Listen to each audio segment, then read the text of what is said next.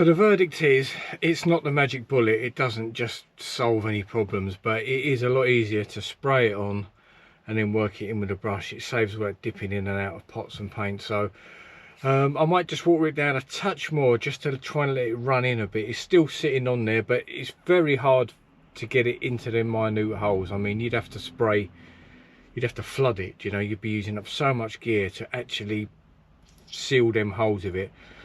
But definitely spraying it on, working it in with a brush. I'm doing about a foot and a half square each time.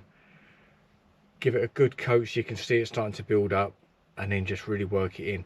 It seems to be all right. It's going to be slow, but at least you can do like a methodical thing, and you know it's doing it. And it's definitely much quicker than dipping it into the pot and then lay it on with a brush. I mean, if the paint's on there already, it's half the battle done, isn't it?